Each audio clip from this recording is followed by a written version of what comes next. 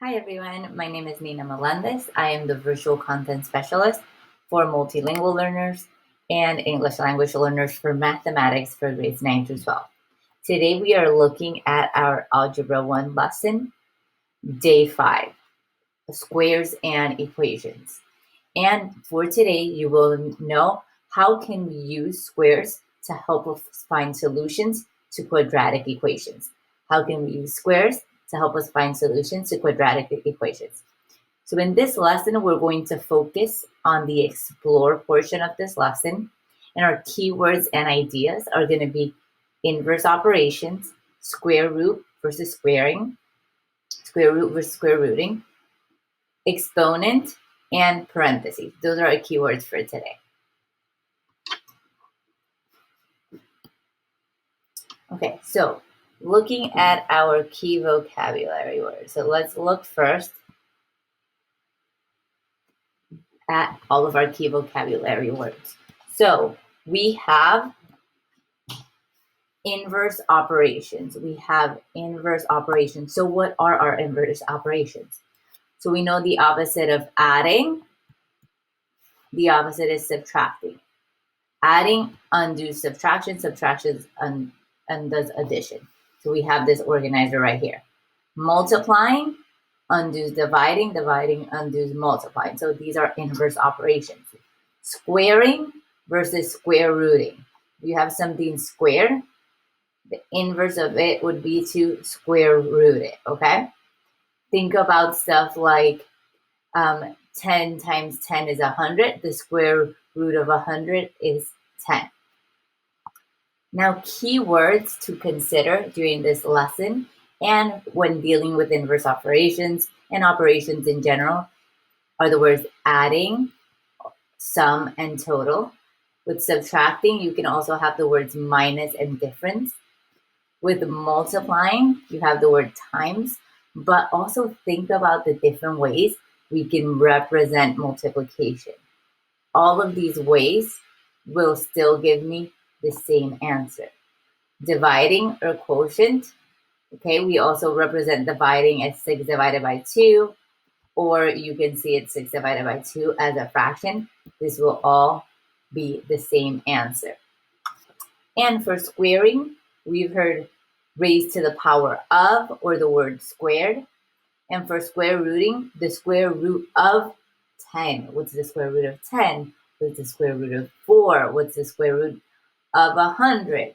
Okay, so be mindful of those differences. Now, let's look at the words, keywords, the word solution. The word solution. The word solution says the value of an unknown variable that would make the equality true. It's a set of values, according to Webster's dictionary, that satisfy an equation. A solution set is a set of values that satisfy an equation. Now, exponent. So here I have x to the power of 2. 2 here would be my exponent. And parentheses, I have the word parentheses. So parentheses usually denotes multiplication, or it's grouping up a set of data within itself. So be mindful of these words during today's lesson. Remember, we are going to look at the explore portion of this lesson. We're looking at the explore portion of this lesson. Now, for the explore portion, it says, below are some equations. So I have some equations right here. Here is a list of numbers. So what numbers is it talking about? It's talking these numbers are these numbers right here. Here are a list of numbers. Which numbers are solutions to which equations? Explain how you know. So we're going to try and figure out which numbers are solutions and to explain how we know. Now, this might be presented to you in this way or in different manners, organized differently. So you are first identifying the number that are solutions and then explain or show how you know. So if you're showing your work, you're showing how you know that those numbers are solutions. So be mindful again, our equations are right here, and our list of numbers, which are possible solutions, are right here in yellow, okay? Our list of numbers, which are possible solutions, are right here in yellow. Now let's go ahead and find the solution. So I have c squared equals 121. C squared equals 121.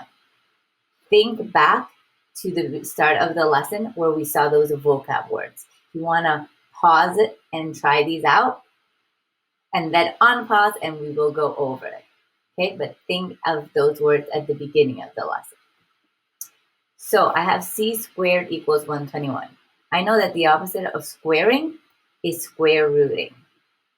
So square rooting, square rooting. Now, be mindful. This will cancel this out. So I'm left with c equals. What is the square root of 121? So I can open up decimals and figure it out. So it's going to tell me 11. But I have to know that it's not just 11. It's positive 11 and negative 11. Because 11 times 11 would be 121. And negative 11 times negative 11 would also be 121. So of these lists of numbers, I have negative 11 right here. And I have positive 11 right here. So I have 11. So I can have that c equals 11 and c equals negative 11. If you want to pause right here to try out the next one before we go over it, do so right now. Okay, so let's look at this one. Let's look at this next one. I have 5 times d squared equals 500. 5 times d to the second power equals 500. So I'm going to see what to do first. Some of you might know this as reverse PEMDAS. Some of you might just feel more inclined to deal with your division. Why do I say division? Because I see that I have a multiplication. I want to separate those two things that are together. I want to split them up. I'm going to divide by 5 because I'm splitting up that 5 and divide by 5. Now this is going to cancel out and we're going to be left with d squared equals 100. Now I'm going to go ahead and find the square root on both sides. This cancels out. I'm left with d equals, the square root of 100 is 10. But we have the same thing, positive 10 and negative 10, because 10 times 10 equals 100 and negative 10 times negative 10 also equals 100. So d equals positive 10 and d equals negative 10. So here we are showing our work on how I know that these are the solutions. I have a 10 and 10 right here. I'm showing my work. Okay. You can also go ahead and write an explanation on how you know that these are the solutions if you are using a different method. Let's look at the next examples. Okay. So I have 80 equals m squared minus 1. 80 equals m to the second power minus 1. Remember, we are trying to find the solution. So we are isolating my variable. I want to leave my m by itself. I'm trying to leave the m by itself. So I'm going to first move my constant. So it's minus 1. The opposite of subtracting is adding. So I'm going to add 1 to each side. And I'm going to be left with 81 equals m squared.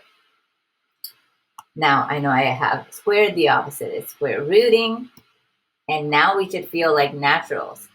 So I square rooted, so this is going to be positive and negative automatically, and the square root of 81 is 9.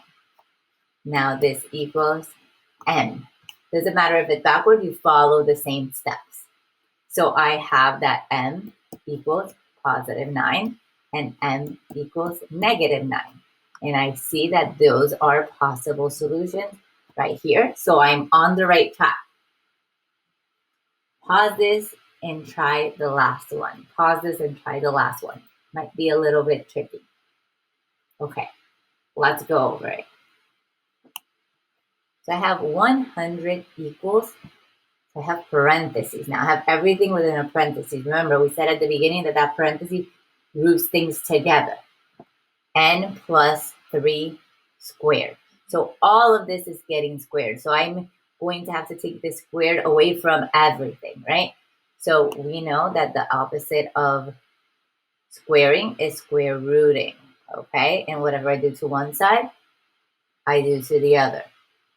So now I know that this is going to be positive and negative.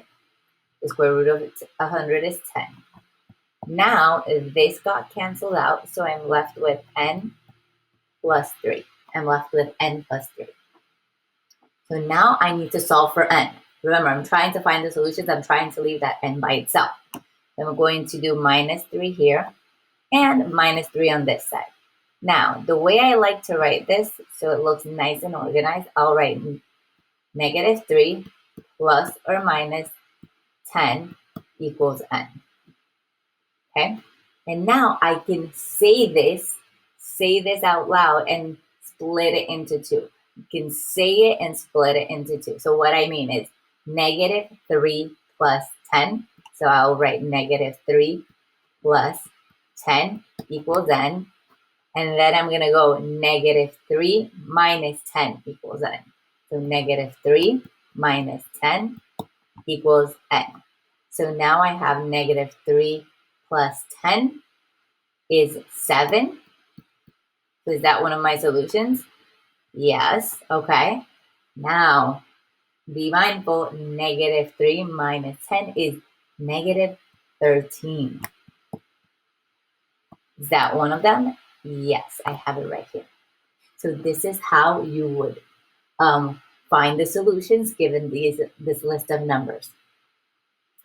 I hope this has been helpful, and remember to review those vocab words so you are able to explain your thinking, and you can write down the steps right next to what you have here.